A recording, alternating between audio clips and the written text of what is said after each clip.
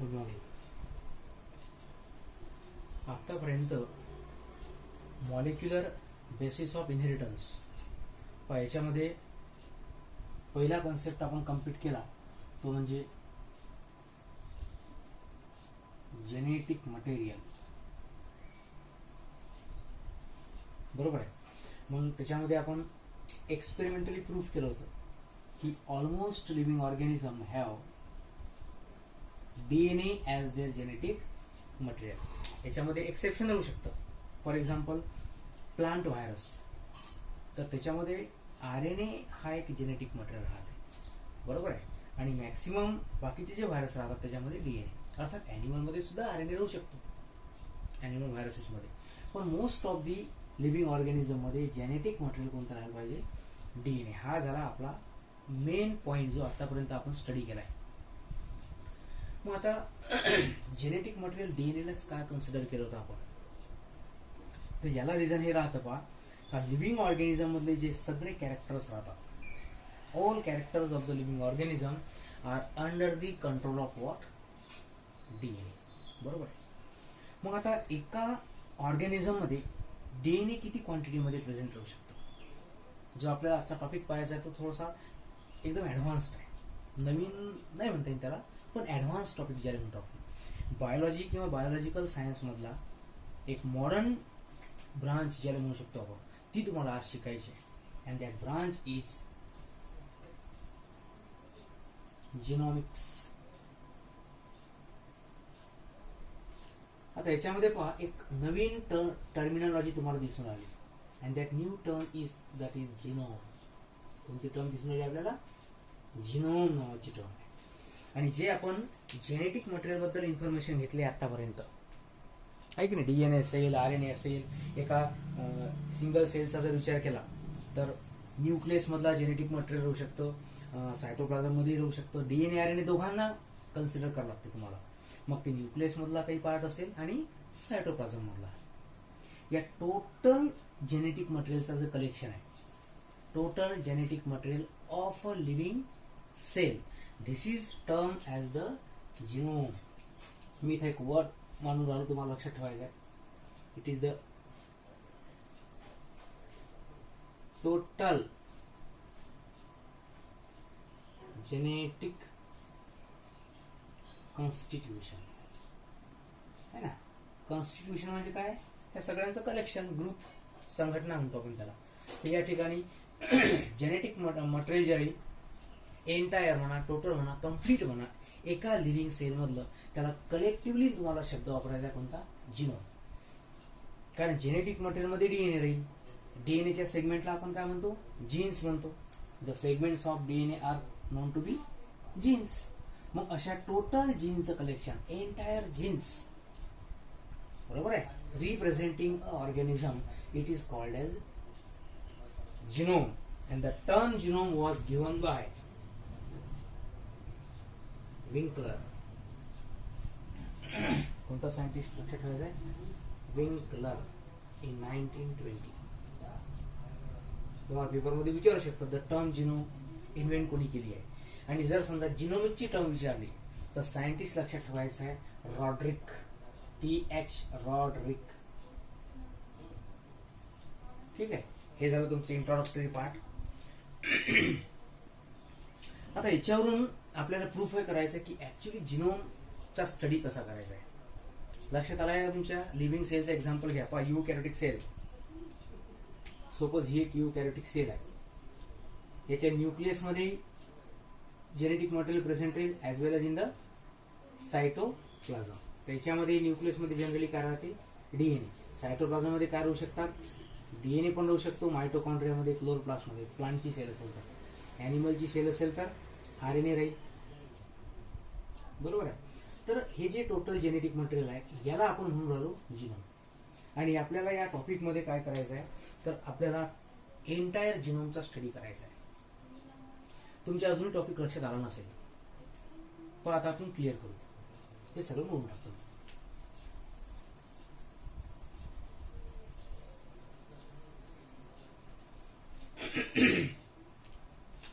एक living organism आहे, for example human.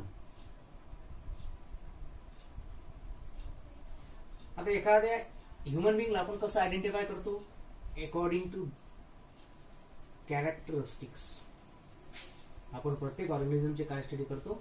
Characteristics. त्याच्यामध्ये कोणकोणत्या प्रकारचे कॅरेक्टर्स आहेत, त्याच्या बॉडीचे सोमॅटिक कॅरेक्टर कोणते, रिप्रोडक्टिव्ह कॅरेक्टर्स कोणकोणते, एखादी बॉडीची प्रोसेस तुम्हाला स्टडी करायची आहे, फिजिओलॉजी कशी आहे, डायजेशन कसं घडतं, रेस्पिरेशन कसं घडतं, ब्रिदिंग कसं घडते, फिल्ट्रेशन कसं घडते, सर्क्युलेशन आहे. प्रत्येक गोष्टीचा तुम्ही स्टडी करता and all that things are called to be characteristics. आणि या कॅरेक्टरिस्टिकला कोण कंट्रोल करते? It is control by what? Genome. Genome म्हणजे जेनेटिक मटेरियल. मुद्दा समजून आला? मग जर तुम्हाला एंटायर कॅरेक्टरिस्टिकचा स्टडी करायचा असेल तर तुम्ही काय स्टडी कराल? त्याचा जेनेटिक मटेरियल म्हणजेच काय स्टडी कराल? जिनोम. आणि तोच तो तुमचा आजचा टॉपिक आहे, study of the genome. It is called at genomics. लक्षात येऊन राहिलं का? जसं बायोलॉजी राहतं, study of the living things, तसंच जिनोम्स आहे. आणि जर तुम्हाला या ह्युमन बिंगचा टोटल जिनोम माहीत पडला तर तुम्ही डिसाईड करू शकता की त्या ऑर्गॅनिझमचे कॅरेक्टर्स कोणकोणते राहू शकतात. एका सिंगल डीएनए मॉलिक्युलवरून लक्षात येऊ शकते की त्या ऑर्गॅनिझममध्ये कोणकोणते प्रोटीन्स तयार होतात. हे तुम्हाला ऑर्गॅनिझम बनायच्या अगोदर सुद्धा माहीत होऊ शकतं. म्हणून मी पहिले सांगितलं का मॉडर्न टेक्नॉलॉजी, एक मॉडर्न सायन्स मधली एक फील्ड आहे, त्यालाच आपण इथं कन्सिडर करू लागलो व्हॉट इज जिनॉमिक्स. ओके. आणि म्हणूनच आपल्याला हा टॉपिक आज स्टडी करायचा आहे. हे तर झालं त्याच्या डेफिनेशन बद्दल. आता आपण ऍक्च्युली जिनोमिक्सची सायंटिफिक डेफिनेशन कशी करू पहा. It is the science deals with the study of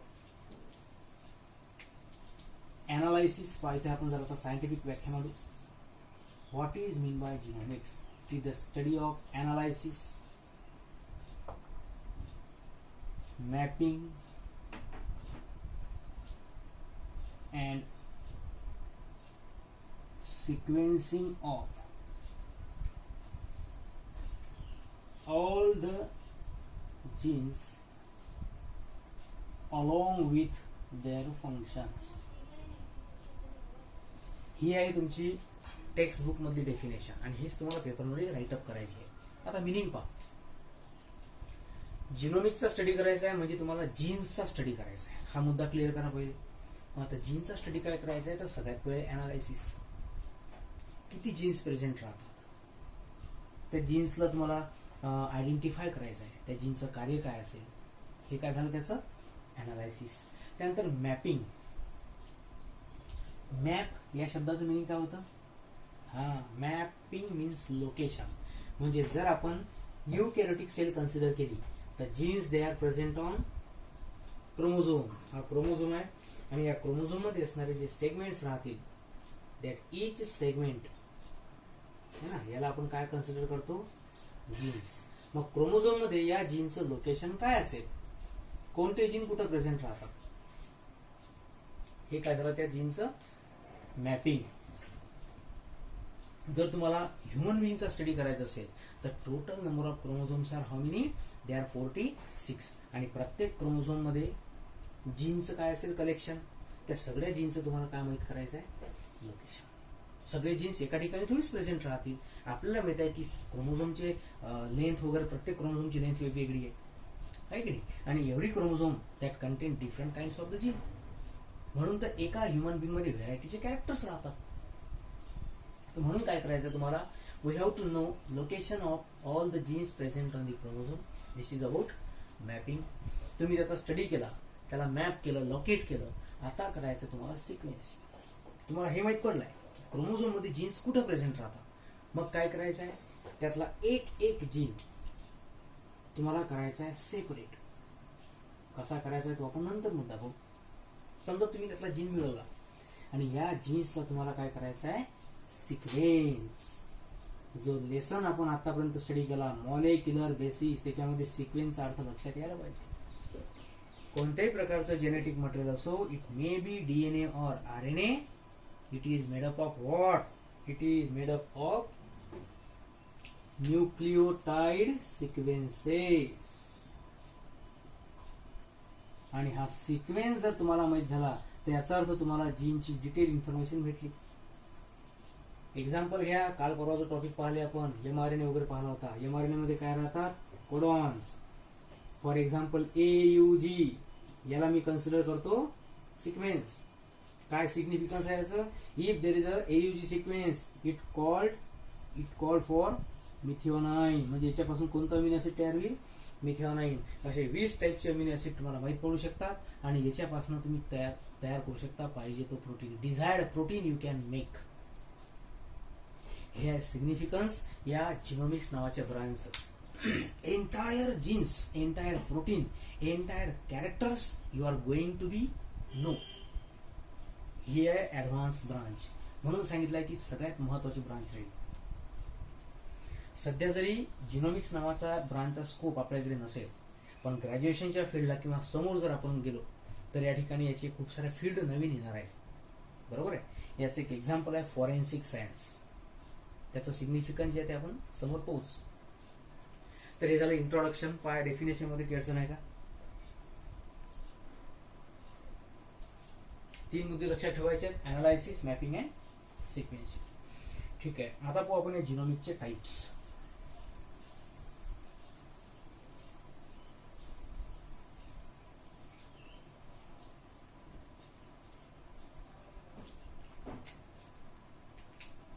किंवा आपण त्याला म्हणू जिनोमिक स्टडी. कसा करायचा आहे? Study of the genomic. The genomic study it can be carried out by using 2 headings. काही नाही, बायोलॉजिकलच व्ह्यू आहे. कोणतेही बायोलॉजिकल व्ह्यू आपण स्टडी कसा करतो? स्ट्रक्चर, लोकेशन, फंक्शन, तेच करायचं आहे. तर genomic study it is of the 2 type, structural genomics and functional genomics. बरोबर आहे. आता स्ट्रक्चरल जिनोमिक्स मध्ये काय, जे आपण डेफिनेशन मध्ये पॉइंट्स मांडले की जीन्सच्या रिलेटेड तुम्हाला अनालायसिस करायचं आहे, मॅपिंग करायचं आहे आणि सिक्वेन्सिंग, हे तुम्हाला रिपीट करायचे आहे. In the structural genomics we are focusing on the analysis, then mapping and sequencing. जेव्हा तुम्ही जीनची सिक्वेन्स माहित कराल, जेव्हा तुम्ही त्या जीनला लोकेट कराल आणि जेव्हा त्या जीनचा डिटेल स्टडी कराल, अनालाइज कराल, that field will be called as structural. तुम्ही फक्त स्ट्रक्चरल अनालायसिस त्याचं केलं आहे की नाही? जीन कसा राहील, त्याच्यामध्ये how it is made up of, न्यूक्लियोटाइडचा सिक्वेन्स कोणता आहे, त्याच्यापासून कोणतं आहे नाही. आता इथपर्यंतच पाहिलं आपण लोकेशन आणि स्ट्रक्चर. नंतर काय म्हटलंय? Functional genomics. जेव्हा तुम्हाला जीनची इन्फॉर्मेशन मिळेल, तुम्ही त्या जीनचं फंक्शन माहित करू शकता. आणि जीनचं फंक्शन म्हणजे काय? It is related to the study of product of gene. आणि जीनचे प्रोडक्ट काय राहू शकतात? Either RNA and then protein. काय कठीण आहे का? सगळे कन्सेप्ट जुनेच आहेत है ना. त्यांना मांडण्याची पद्धती थोडीशी बदलून टाकलेली आहे त्यांनी. Mapping and sequencing. आणि मॅपचा अर्थ काय? कठीण थोडीच होऊन राहिला. जीनची लोकेशन माहित करणं, बॉडीमध्ये जीन्स कुठे प्रेझेंट राहतात. सगळ्या ऑर्गनचं फंक्शन एकसारखं आहे का? लिव्हरचं फंक्शन वेगळं आहे, पॅनक्रियाचं फंक्शन वेगळं आहे, किडनीचं वेगळं आहे, आणि heart have the different function. Although all the organ, all the cell have same kind of the gene, same kind of chromosome, but still every organ have the different function. का वेगवेगळं असेल हेच तर तुम्हाला माहित करून घ्यायचं आहे. हेच जिनोमिक्स मध्ये स्टडी केलं जाते, बाकी दुसरं काय असणार. तर प्रोडक्ट ऑफ जीन, एका पर्टिक्युलर जीन पासून RNA कोणता तयार होतो? कारण आपण पाहिलाय ट्रान्सक्रिप्शन, ट्रान्सलेशन. DNA पासून RNA बनेल, RNA पासून प्रोटीन बनेल. मग RNA बनला तर त्याच्यामध्ये कोणत्या टाईपचा मेसेज आहे? mRNA बनला तर मेसेज माहित होईल. tRNA बनला तर तुम्हाला त्या RNA ची इन्फॉर्मेशन मिळेल. रायबोझोमल RNA बनू शकतो. कोणत्याही टाईपचा RNA बनला, this is called as product of gene. आणि त्याच्यानंतर तयार होतो प्रोटीन. बरोबर आहे. मग प्रोटीन कोणत्या टाईपचं आहे, त्याच्यापासून एन्झाईम्स कोणते बनतात, हार्मोन्स कोणते बनतात. This is the study called as functional genomics. हा झाला तुमच्या जिनोमिक्सचा दुसरा टप्पा. मग आता सपोज आपण या जिनोमिक्सचा अशा टाईपचा स्टडी करून राहिलो, स्ट्रक्चरचा स्टडी करून राहिलो आणि फंक्शनचा. Now how all this fields are functional. या सगळ्या गोष्टींचं तुम्हाला अप्लिकेशन काय असेल, जिनोमिक्सचा स्टडी का करायचा आहे की नाही, सिलेबसमध्ये हा टॉपिक का टाकलाय, त्याचे अप्लिकेशन फार महत्वाचे आहेत पेपरच्या दृष्टिकोनातून.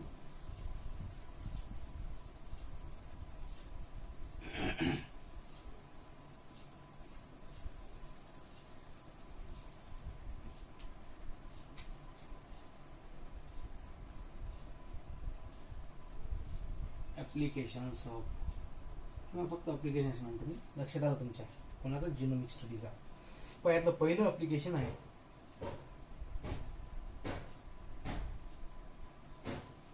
It is help in improvement of किंवा improvement in crop plants, then human health,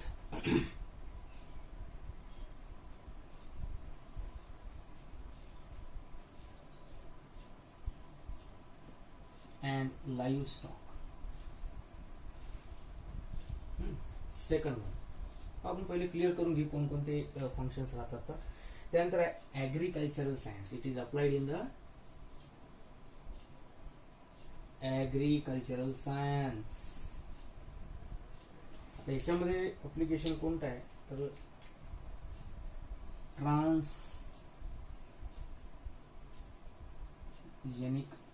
plants. त्याचं मिनिंग तुम्हाला मी सगळं एक्सप्लेन करून सांगतो. त्याच्यानंतर थर्ड आहे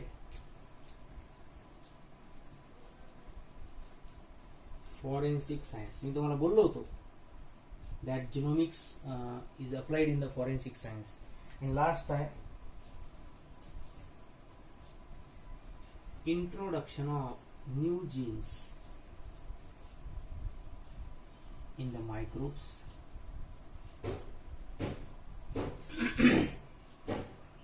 and produce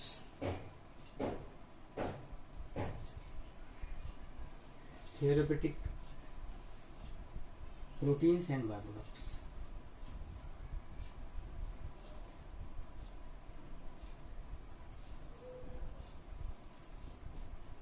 आता एवढे सारे ऍप्लिकेशन्स तुम्हाला या जिनोमिक्सचे पाहायला मिळतात. Now let's see one by one. Improvement in the crop plants, human health and livestock. एक पर्टिक्युलर तुमच्याकडे क्रॉप आहे, एक फील्ड आहे, शेत आहे तुमचं, आणि त्याच्यामध्ये तुम्ही विशिष्ट प्रकारचे क्रॉप त्याचं उत्पन्न घेता. आता त्या रेग्युलर क्रॉपमध्ये तुम्ही आणखी काही सुधारणा करू शकता. Let's see one example. एक कॉटनची व्हेरायटी आहे की नाही, ओल्ड कॉटन, आणि याच्यापासून तुम्हाला एक पर्टिक्युलर काय मिळते, प्रोडक्ट मिळते. This is our example to see first point. मग आता एक प्रॉब्लेम क्रिएट होऊन राहिला पहा. Our old cotton is suffering from a disease. त्याला इंग्लिशमध्ये म्हणतात बॉलवर्म, आहे की नाही. मराठीमध्ये याला बोंड अळी म्हणतो आपण, लाल्या डिसीज. रेग्युलरली क्रॉपमध्ये येतोच. मग आता ठीक आहे, याला आपण टोटली कंट्रोल तर नाही करू शकणार आहे, but we can try to control our crop plant, है ना, from the infection of what, bollworm. मग जर याचे इन्फेक्शन कॉटन प्लांटला होते तर आपण प्रयत्न काय करू, या बॉलवर्मला कंट्रोल करण्याकरता. आता याला कंट्रोल कसं करा, आहे की नाही. तर एक्सपर्ट्स लोक जे राहतात, जे ऍग्रिकल्चरल एक्सपर्ट लोक, त्यांनी काय केलंय, एक बॅक्टेरियामधले जीन्स आयडेंटिफाय केले. असे जीन जे टॉक्सिन तयार करतात. काय तयार करतात, टॉक्सिन. आणि हे टॉक्सिन कोणाकरता हार्मफुल असते, बॉलवर्म. लक्षात आले का. बॅक्टेरियामधले जीन्स त्यांनी यूज केले कशाकरता, कॉटनच्या प्लांटमध्ये, जेणेकरून काय तयार होईल, toxin, and toxin will destroy the bollworm. आणि ते बनवलंय त्यांनी एका बॅक्टेरियापासून. The name is bacillus thuringiensis. काय म्हणायचं आहे, बॅसिलस thuringiensis. आणि याचा शॉर्ट फॉर्म होतो बीटी, आणि म्हणून आपण त्या कॉटनला म्हणू शकतो BT cotton. Old cotton variety पासूनही तुम्हाला प्रॉडक्ट मिळून राहिला.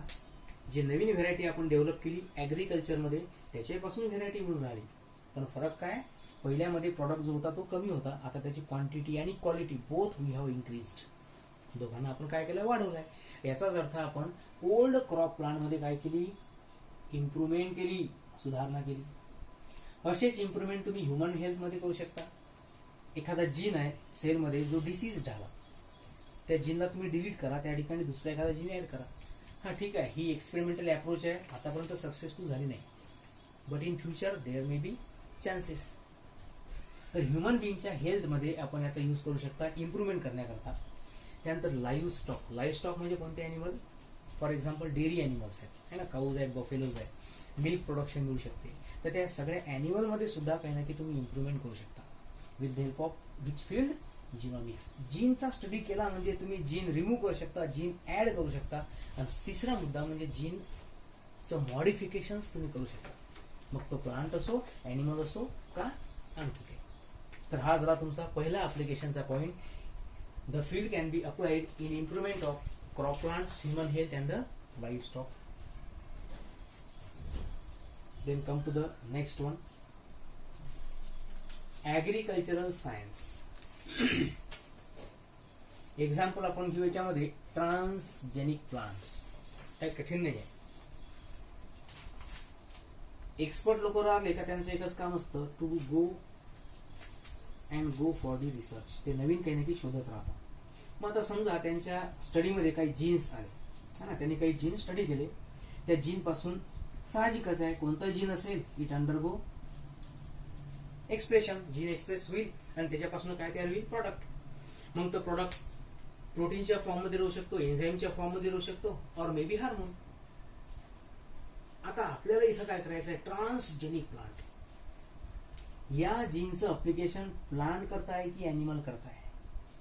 दिस मे बी ऍग्रिकल्चरल आहे म्हणून ट्रान्सजेनिक प्लांट आहे, असं आपण ॲनिमलसाठी म्हणू शकतो. Transgenic animals, transgenic microbes.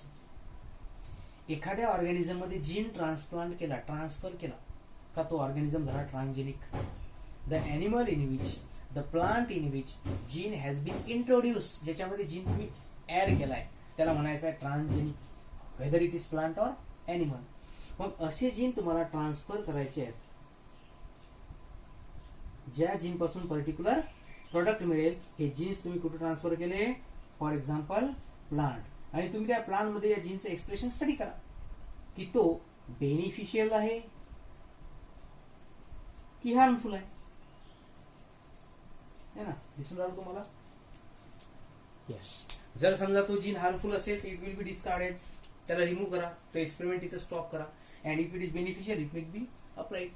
तो प्रत्येक प्लांटसाठी, प्रत्येक ॲनिमल करता तुम्ही यूज मध्ये आणा, त्याचा यूज करा. तर हे झालं ट्रान्सजेनिक. याचे एक्झाम्पल्स तुम्हाला जो बायोटेक्नॉलॉजी लेसन येईल त्याच्यामध्ये आपण स्टडी करू. BT cotton, BT rice, BT soybean है ना, बीटी टोमॅटोज. तर असे बरेचसे एक्झाम्पल तुम्हाला त्याच्यामध्ये स्टडी करण्यात येतील आणि त्याचं फंक्शन पण माहीत करेल की या प्रत्येक बीटी प्लांटचं बेनिफिट आपल्याला काय राहतं, त्याचा सिग्निफिकन्स काय राहू शकतो. तर हे तुम्हाला ऍग्रिकल्चरल सायन्सच्या साठी अप्लिकेबल असेल. So this is about another significance. त्याच्यानंतर फॉरेन्सिक सायन्स. जिनोमचा स्टडी करून राहिले. जर तुम्हाला मी एक्झाम्पल दिलं, एक एक्झाम्पल आहे, हा टॉपिक झाल्यानंतर तुम्हाला डिटेलमध्ये स्टडी यायचा आणि तो हेडिंग राहील तुमचं डीएनए फिंगर प्रिंटिंग, जे तुम्ही उद्याला पाहू आपण ते.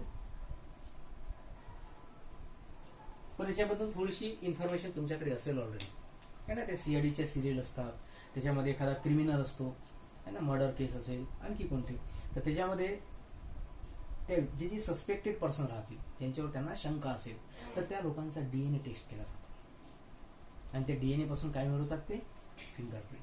त्या फिंगरप्रिंटच्या वरून प्रत्येक व्यक्तीची ओळख पटू शकते. Identification of the particular person on the basis of DNA, this is called as DNA fingerprint. आणि ज्या सायन्समध्ये या डीएनए फिंगरप्रिंटिंगचा स्टडी करतात it is called as forensic science. ज्या सायन्समध्ये फक्त क्राइम्स, क्रिमिनलला आयडेंटिफाय केलं जाते, मग ते डीएनएच्या बेसिसवर असतील पर्टिक्युलरली, तर मग त्याला आपण फॉरेन्सिक. ऍक्च्युली पूर्ण बॉडीचा स्टडी करतात पण पर्टिक्युलरली कोणती राहते तर डीएनए. तर जेव्हा तो टॉपिक येईल तेव्हा आपण त्याच्या डिटेलमध्ये जाऊ. सध्या लक्षात एवढं ठेवा की जिनोमिक्सचं अप्लिकेशन फॉरेन्सिक सायन्समध्ये राहू शकतं. त्याच्यानंतर introduction of new genes in the microbe. Generally आपण हायर प्लांटचा, ॲनिमलचा स्टडी करतो. याच्यामध्ये मायक्रोब्स नावाची गोष्ट कशासाठी, काय गरज आहे मायक्रोबचीच का. अल्ट्रा मायक्रोस्कोपिक आहे. एक्झाम्पल सध्याचं घ्या तुम्ही, आहे की नाही, एक अल्ट्रा मायक्रोस्कोपिक कोरोना व्हायरस आहे ज्यानं पूर्ण वर्ल्डला वेड लावलाय. एवढ्या साऱ्या मायक्रोबचा स्टडी आपण का करायचा आहे, त्यासाठी बेनिफिट आपल्याला राहू शकते काय, डेफिनेटली बेनिफिट आहे. तुम्हाला इन्फॉर्मेशन आहे म्हणून तर आपण त्याच्यापासून प्रिव्हेंट करू शकतो, प्रिव्हेंटिव्ह मेजर्स मोजू शकतो, बरोबर आहे.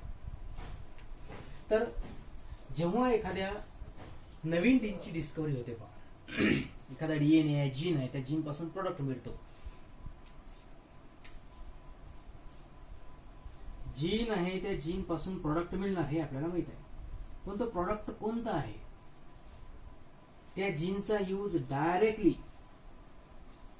कॅन नॉट बी, जो जीन तुम्ही बनवला बरं, न्यू जीन म्हणू आपण त्याला, new gene, it can not be used directly on humans. लॅबोरेटरीमध्ये जीनची डिस्कवरी झाली, डायरेक्ट ह्युमन बिंगवर एक्सपेरिमेंट कराल का? जर त्याचा काही वाईट इफेक्ट झाला तर it may be very danger. बरोबर आहे. तर म्हणून काय करतात, जेव्हा एखाद्या जीनची डिस्कवरी केली जाईल त्याला सगळ्यात पहिले इंट्रोड्यूस करतात मायक्रोब्सवर, आणि त्या मायक्रोबला तुम्हाला म्हणायचं आहे GM microbes, genetically modified microbe, ज्यांच्या जीन्समध्ये तुम्ही चेंजेस केले, you have Altered the genetic makeup of microbe. आणि नंतर त्या मायक्रोबमध्ये चेक करा की या जीन पासून प्रॉडक्ट कोणता बनतो. जर त्या जीन पासून एखादं व्हॅक्सिन बनत असेल, जर त्या जीन पासून एखादं एक्झाम्पल देतो मी तुम्हाला, हार्मोनचं इन्सुलिन बनत असेल, तर मग तो जीन तुम्ही अप्लाय करू शकता फॉर द मॅनकाइंड, है की नाही. तर म्हणून म्हटलंय की introduction of new genes in the microbe कशा करता, to study to get therapeutic products. असे प्रोटीन तुम्हाला मिळू शकतात जे मेडिसिनली अप्लिकेबल होऊ शकतात. त्याचा मेडिकलमध्ये काहीतरी वापर असेल, त्याला म्हणतात थेरपेटिक प्रोडक्ट. थेरपी म्हणजे उपचार करणे. And example biofuels. त्याच्यामध्ये बायोफ्युएल म्हणजे तुम्हाला लिव्हिंग ऑर्गॅनिझम पासून काहीतरी फ्युएलचं उत्पन्न पण मिळू शकते. आता याच्यामध्ये काही प्लांट पण आहेत का बायोफ्युएलमध्ये. एक जेट्रोपा नावाचं प्लांट आहे ज्याच्यापासून बायोडिझेल मिळते. आता ठीक आहे, अजून तो रिसर्च म्हणजे सध्या लेस आहे आपल्या इकडे, पण तरी त्याचा फ्युचरमध्ये काही ना काही स्कोप राहू शकतो. तर अशा टाईपचे ऍप्लिकेशन्स तुम्हाला जिनोमिक्स ही ब्रांच देऊ करते. ऍप्लिकेशनवर एक लक्ष देऊन द्या, आणि काही अडचण असेल तर आपण त्याच्यावर चर्चा करू शकतो. ट्रान्सजेनिक प्लांट काय आहे, ट्रान्सजेनिक ॲनिमल काय आहे, फॉरेन्सिक सायन्स काय, हे सगळं तुम्हाला बायोटेकमध्ये आणखी स्टडी करण्यात येईल. हा टॉपिक तर लगेच येतो, जेव्हा जिनोमिक्स संपेल तेव्हा डायरेक्टली फिंगरप्रिंटिंग म्हणून टॉपिक आहे, त्याच्यामध्ये आपण डिटेल पाहू की त्याचं ॲप्लिकेशन कसं राहते.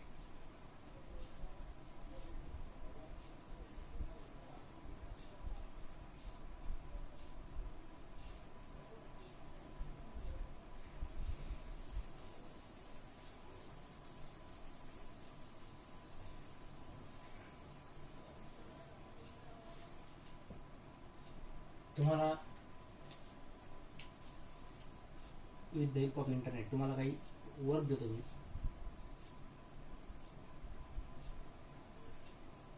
फाइंड आउट मीनिंग ऑफ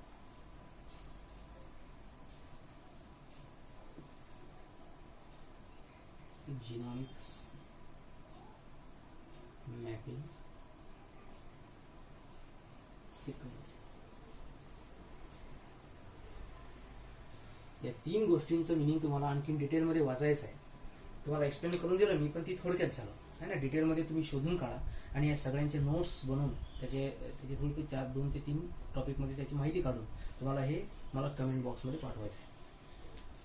तर हे महत्त्वाचे होमवर्क राहतील. पहा, या जिनोमिक्सचा जो समोरचा पार्ट आहे तो आहे तुमच्या सिलेबसमध्ये, दॅट इज HGP. कोणता टॉपिक पाहायचा आहे तुम्हाला? जिनोमिक्स हेडिंगच्या अंडरमध्ये तुम्हाला जो स्टडी करायचा टॉपिक दॅट इज HGP, आणि याचं मिनिंग होतं पहा ह्युमन जिनोम प्रोजेक्ट. फार महत्वाचं आहे. आता या हेडिंगवरूनच लक्षात येतं, प्रोजेक्ट म्हटला का त्याच्यामध्ये एक जनरली टीम वर्क राहते, म्हणजे एकापेक्षा जास्त इंडिव्हिज्युअल त्याच्यामध्ये इन्व्हॉल्व असतील. आता याच्यामध्ये फक्त नंबर ऑफ पर्सनच नाही, तर असा प्रोजेक्ट आहे की ज्याला मल्टीनॅशनल प्रोजेक्ट म्हटलं आहे. प्रोजेक्ट म्हणजे काय, एक टीम वर्क, स्वतः मिळून एक ग्रुप तयार करायचा आणि एखाद्या गोष्टीचा रिसर्च करायचा. अर्थात असा रिसर्च जो सोसायटी करता बेनिफिशियल असेल. कोणत्याही गोष्टीचा स्टडी करणं याला प्रोजेक्ट म्हणत नाही. तो प्रोजेक्ट जर समजा सोसायटी करता फायदेशीर असेल, त्याचा काही ना काही ह्युमन बिईंग प्लान करता, एन्व्हायरमेंट करता बेनिफिट असेल, तर मग त्याला म्हणतात एक प्रोजेक्ट आहे की नाही. जनरली आपण तोच प्रोजेक्ट पाहून राहिलो. असा प्रोजेक्ट आहे ज्याच्यामध्ये टोटल स्टडी केला जाईल. कोणाचा? तर ह्युमन जिनोम. आत्ताच आपण जिनोम नावाची टर्म क्लिअर केली आहे की नाही. ज्याच्यामध्ये आपण काय स्टडी करतो? Entire sets of the genes, total gene. मग ह्युमन बिईंग मध्ये किती जीन्स प्रेझेंट राहतात, त्या जीनचं लोकेशन काय आहे की नाही, त्या जीनचं स्ट्रक्चर कसं राहील, त्याचा सिक्वेन्स कसा राहील, आणि फायनली त्या सगळ्या जीनचं फंक्शन काय राहील, या टोटल इन्फॉर्मेशनला ज्या प्रोजेक्टमध्ये त्यांनी इन्क्लूड केला आहे तो प्रोजेक्ट आहे तुमचा, that is human genome project. ठीक आहे, याचं थोडंसं इंट्रोडक्शन देऊन टाकतो फक्त मी. The project was initiated in 1990 and completed in 2003. बरोबर आहे. तर हा असा एक प्रोजेक्ट आहे आणि या ड्युरेशनवरून लक्षात येईल की हा प्रोजेक्ट किती व्हास्ट आहे. बरोबर आहे, त्याच्यामध्ये किती सारी इन्फॉर्मेशन त्यांनी कलेक्ट केली असेल त्या लोकांनी. आणि एक मुद्दा क्लिअर करा, काय ह्युमन जिनोम प्रोजेक्टला मल्टीनॅशनल प्रोजेक्ट म्हटलं. याचा अर्थ याच्यामध्ये नुसतं भारताचा विचार नाही करायचा, it include India along with China. हे नाव ऐकून आताच घाबरते माणूस, पण ह्युमन जिनोम प्रोजेक्ट जो स्टडी केला त्याच्यामध्ये चायना नावाची कंट्री सुद्धा इन्क्लूड आहे. तर म्हणून इंटरनॅशनल प्रोजेक्ट आहे, ज्याच्यामध्ये खूप साऱ्या कंपनीज, खूप सारे एक्सपर्ट लोक, रिसर्चर लोक इन्व्हॉल्व राहतील.